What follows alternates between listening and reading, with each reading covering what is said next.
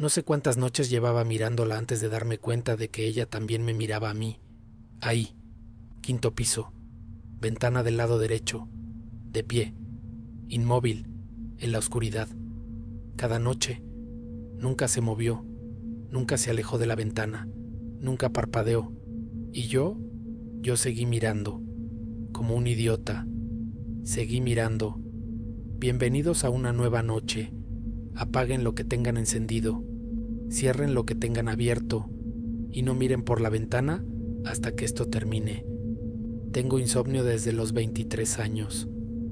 No el insomnio de película, donde el personaje se revuelca en la cama y suspira dramáticamente.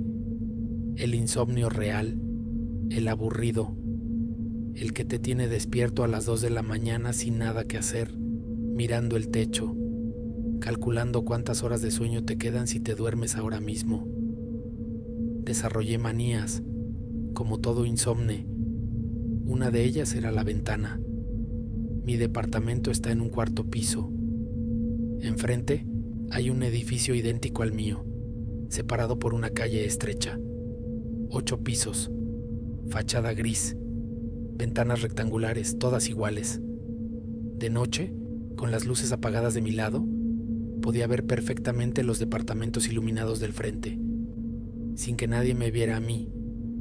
Era como un televisor enorme con varios canales distintos. El tercero izquierda, un hombre que siempre cenaba solo frente a una pantalla. El segundo derecha, una pareja que discutía con una frecuencia preocupante.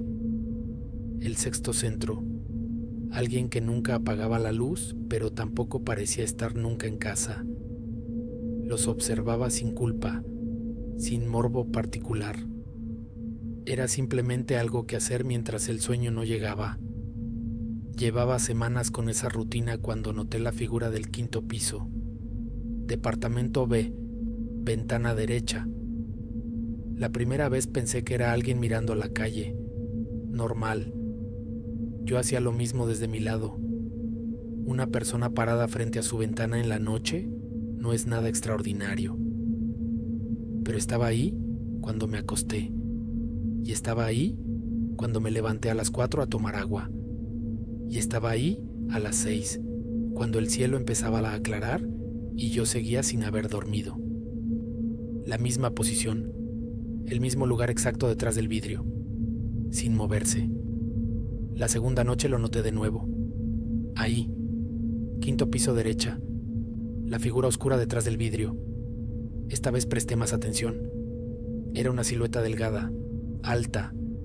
No podía distinguir si era hombre o mujer. La ventana estaba oscura por dentro, sin ninguna luz que iluminara la habitación.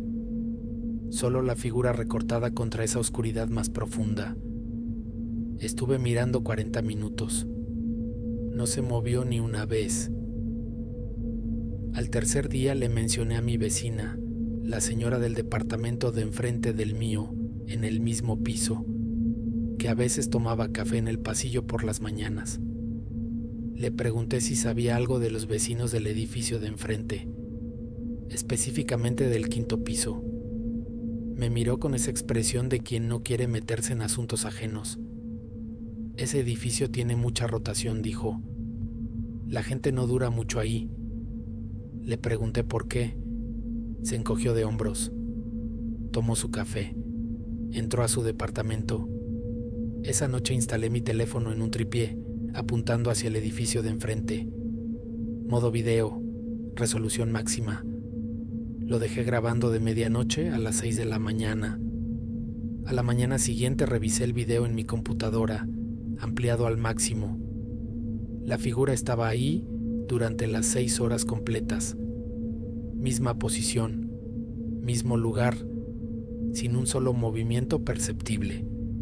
Lo que no esperaba encontrar estaba al final de la grabación. A las 5:47, cuando el cielo comenzaba a ponerse gris, la figura hizo algo.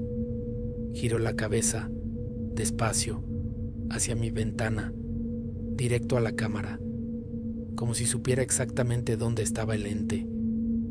Pasé 3 días sin asomarme. Bajé la persiana, la mantuve cerrada. Me dije que había sido un ángulo, una coincidencia, que mi cerebro sin dormir estaba construyendo patrones donde no los había. Me lo creí casi completamente, hasta que el cuarto día, al bajar a la tienda de la esquina, un hombre mayor me detuvo en la entrada del edificio. Nunca lo había visto. Cara de pocos amigos, ropa vieja, los ojos de alguien que ha dormido mal durante mucho tiempo. Me preguntó en qué piso vivía. Le dije que en el cuarto. Asintió despacio, como si eso confirmara algo. ¿Ya la vio?, preguntó. No supe qué responder. La del quinto piso de enfrente, dijo. La que se para en la ventana. Le dije que sí, que la había notado varias noches. El hombre me miró un momento sin decir nada. Yo vivía en su departamento, dijo al fin, antes de mudarme. ¿Por eso se fue?, negó con la cabeza. Me fui porque una noche bajé la persiana. Esperé que continuara, y a la mañana siguiente la persiana estaba subida otra vez. Yo no la subí. Esa noche no pude evitarlo. Me paré frente a mi ventana con las luces apagadas. Miré hacia el quinto piso. Ahí estaba, la misma figura, la misma posición. Pero esta vez había algo diferente. Esta vez no estaba sola. Detrás de ella, más adentro en la oscuridad del departamento, había otra silueta, y otra más, todas inmóviles, todas mirando hacia mi ventana. Conté 7 antes de que se me nublara la vista. Bajé la persiana. Me fui al centro del departamento, lejos de cualquier ventana, y me senté en el suelo con la espalda contra la pared.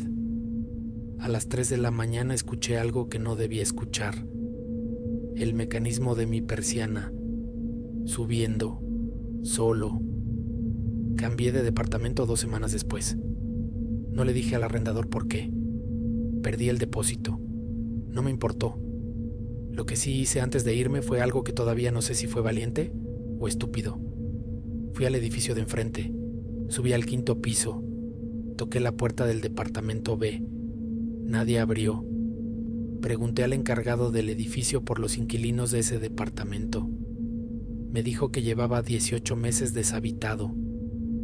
Hay cosas que no tienen explicación satisfactoria, y he aprendido que buscarla a veces cuesta más de lo que uno está dispuesto a pagar.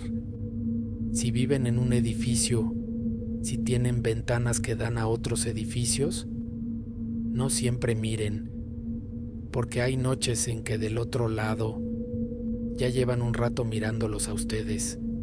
Pero esta noche no termina aquí. La siguiente historia ocurrió en una carretera, de noche, solo, sin testigos, o eso creía él. Quédense.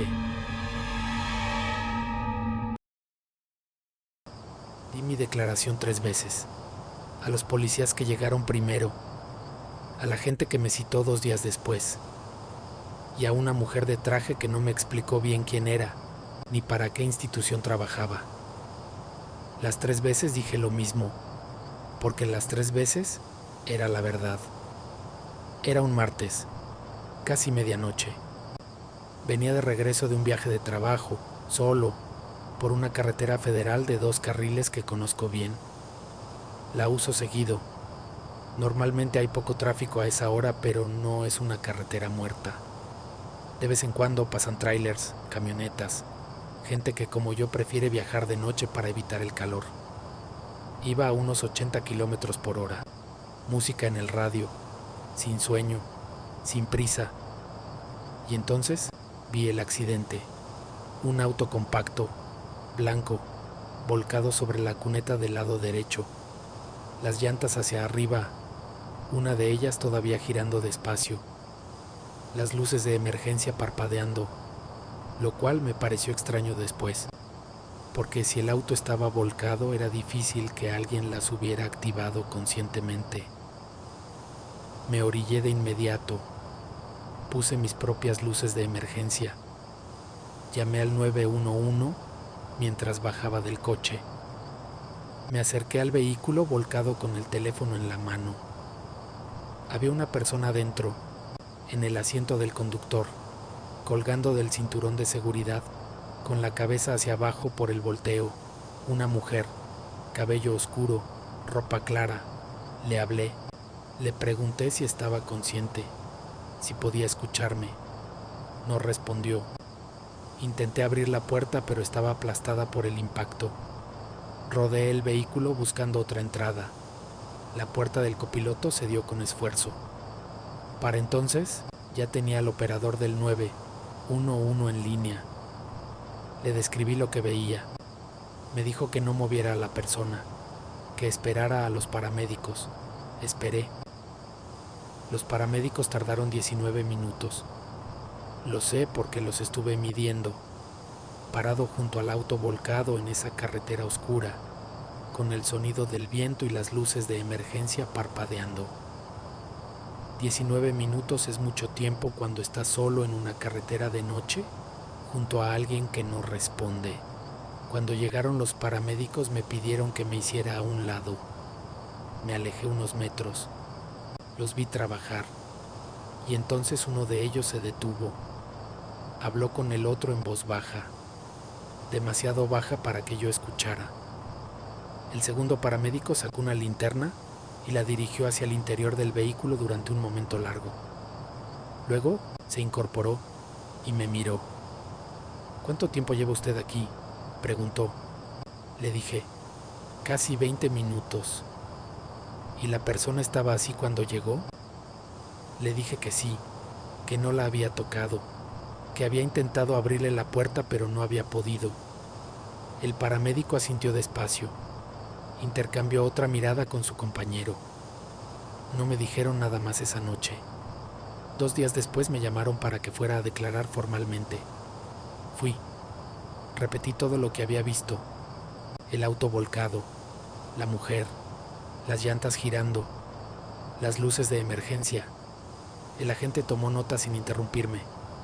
Cuando terminé, me preguntó si podía describir a la mujer.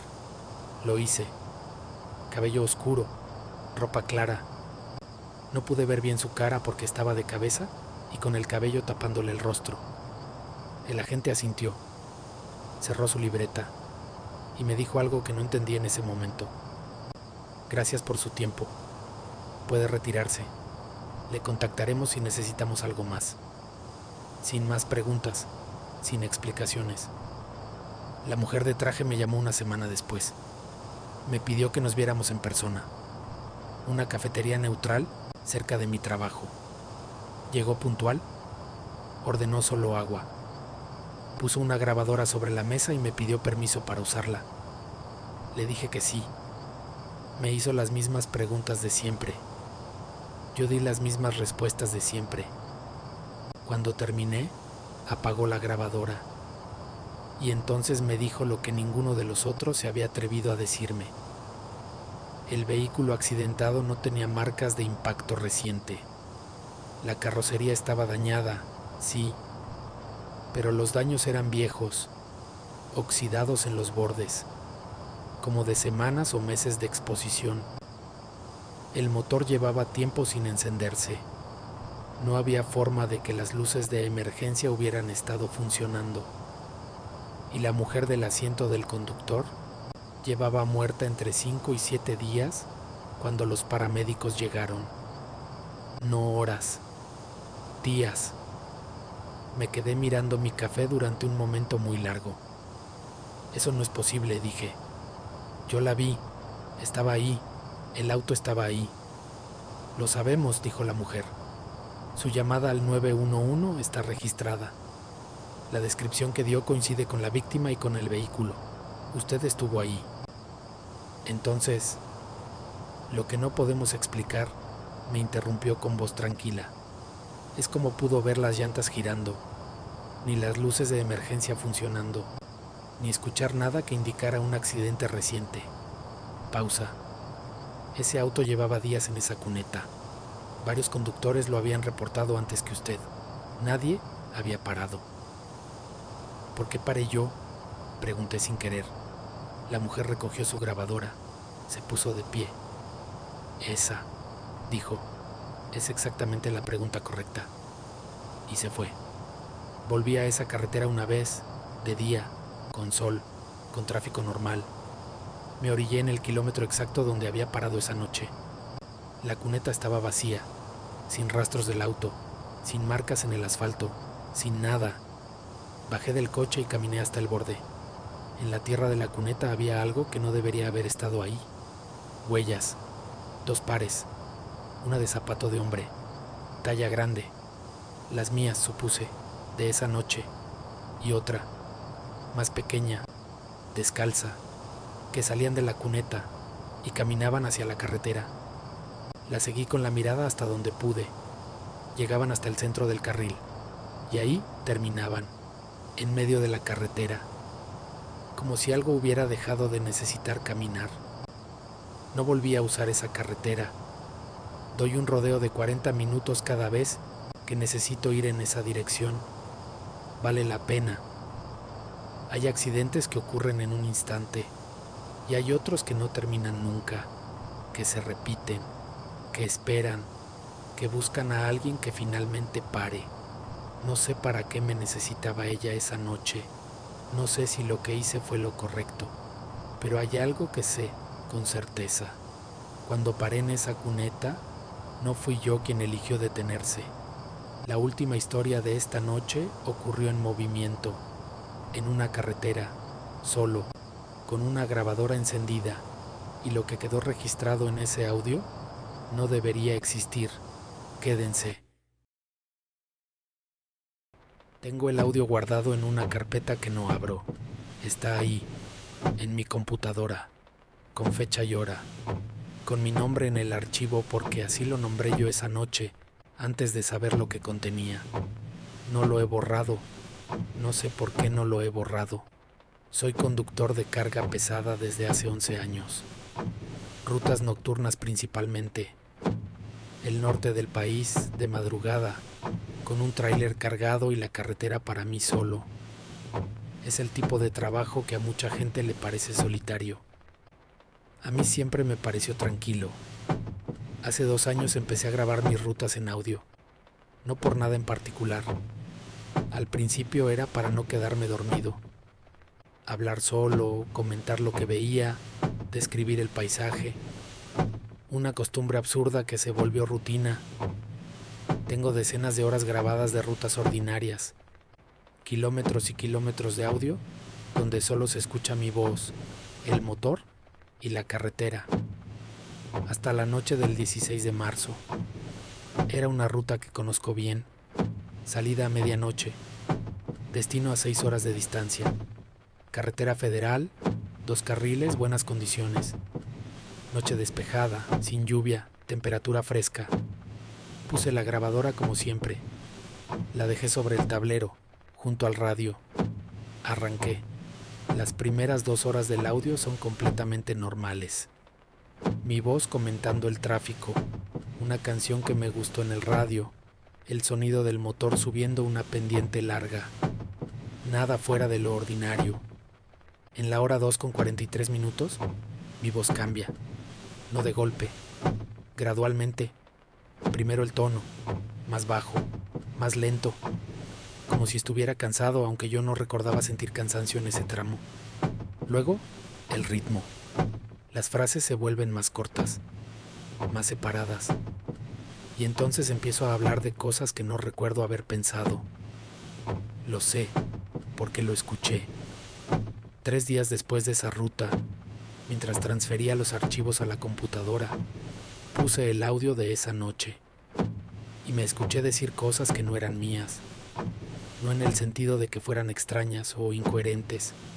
Eran frases completas, claras, en mi voz, pero hablaban de lugares que no conozco, de nombres que no reconozco, de una casa con patio de tierra y un pozo en el centro que, según yo mismo describía en el audio, tenía el brocal roto desde hacía años.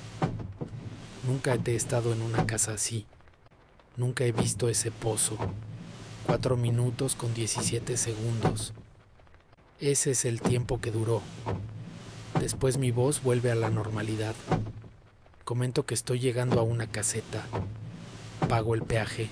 Sigo la ruta. como si nada, como si esos 4 minutos no hubieran existido para mí. Lo escuché completo 5 veces. Busqué en el audio alguna señal de que me había quedado dormido. Un cambio en el motor, una variación en la velocidad, algo que indicara que había perdido el control del vehículo, aunque fuera un instante. Nada.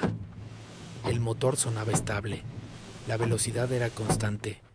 Yo seguía manejando, solo que no era completamente yo quien hablaba. Marqué el tramo en el mapa, kilómetro 28 al kilómetro 32. Busqué información sobre esa zona. No encontré nada particular.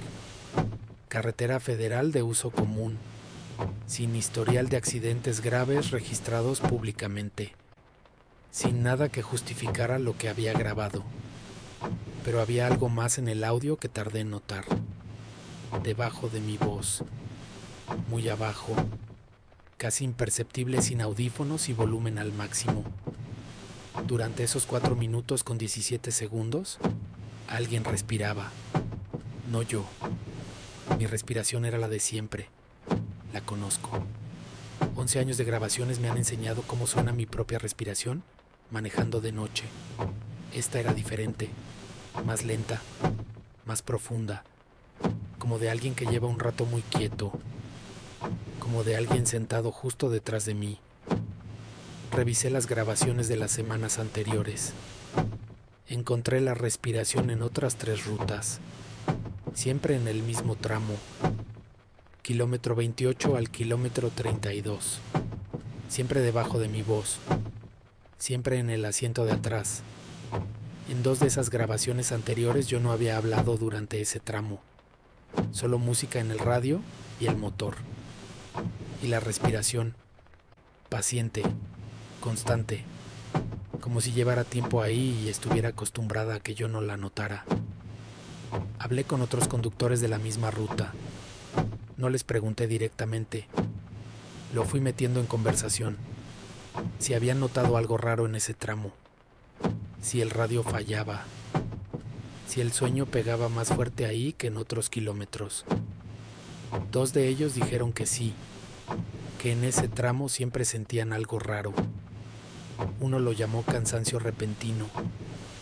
El otro dijo que una vez vio algo en el espejo retrovisor que no supo explicar y prefirió no seguir mirando. Ninguno había grabado sus rutas. Ninguno tenía prueba de nada. Solo yo. La última vez que hice esa ruta fue hace 8 meses. Puse la grabadora como siempre. Llegué al kilómetro 28 con los hombros tensos y las manos apretadas en el volante. No hablé. No puse música. Solo manejé en silencio. Y esperé. Al kilómetro 29 escuché el primer sonido. Un acomodo de peso. Suave. Como alguien que cambia de posición en un asiento. Detrás de mí. No moví los ojos hacia el espejo. Me lo había prometido antes de salir. No mirar. Al kilómetro 30 sentí el aire del habitáculo cambiar. Más frío. Sin razón. Las ventanas estaban cerradas. La calefacción encendida. Al kilómetro 31, alguien me puso una mano en el hombro. Pesada. Fría. Con una presión lenta y deliberada. Como saludo. Como para que supiera que estaba ahí. No frené. No grité. No miré el espejo. Aceleré. Mantuve los ojos en la carretera y recé, en silencio, todo lo que supe rezar durante los 2 kilómetros más largos de mi vida. Al kilómetro 33, el frío desapareció. El peso en mi hombro desapareció. Seguí manejando otros 40 minutos antes de orillarme a respirar. Cuando llegué a mi destino, revisé el audio en el estacionamiento. Esos 4 minutos estaban ahí. Mi silencio, el motor, la carretera y la respiración. Y en el kilómetro 31, muy claro, sin necesidad de subir el volumen, una voz que no era la mía, que decía mi nombre. Pedí cambio de ruta al día siguiente. Me lo dieron sin preguntas. En este trabajo nadie pregunta demasiado cuando alguien pide no volver a cierto camino. Todos tienen uno. El audio sigue en la carpeta. A veces pienso en borrarlo, pero borrarlo significaría admitir que tengo miedo de que desaparezca la única prueba de que no estoy loco. Y admitir que tengo miedo de escucharlo otra vez. Hay kilómetros que no pertenecen del todo a este mundo. Tramos de carretera donde algo se adelgazó con el tiempo, donde el límite entre lo que está y lo que ya no debería estar se volvió poroso, frágil, fácil de cruzar para quien sabe cómo hacerlo. La mayoría de las veces los cruzamos sin saberlo, sin escuchar nada, sin sentir nada. Pero hay noches, y hay personas, y hay kilómetros específicos, donde algo del otro lado decide no quedarse callado. Esto fue una nueva noche de relatos, 3 testimonios, 3 personas que vieron lo que no debían ver, que estuvieron donde algo los estaba esperando. Si llegaron hasta aquí, gracias, de verdad y sin rodeos. Ustedes son la razón por la que seguimos encendiendo el micrófono cada semana. Si esta noche les llegó algo, si sintieron ese peso particular en el pecho que solo da una buena historia de terror, compártenla. Mándenla a alguien que también aprecie la oscuridad y lo que vive en ella. Cada persona que se suma a esta comunidad es alguien más sentado con nosotros en la noche. Suscríbanse si aún no lo han hecho. Activen la campana, porque la próxima emisión ya está tomando forma. Y les prometo que lo que viene empieza donde esta noche terminó, en una carretera, de noche, con alguien que no debería estar ahí. Cuídense, manejen con cuidado, y si en algún punto del camino sienten que algo cambió en el aire del coche, no miren el espejo retrovisor. Hasta la próxima noche.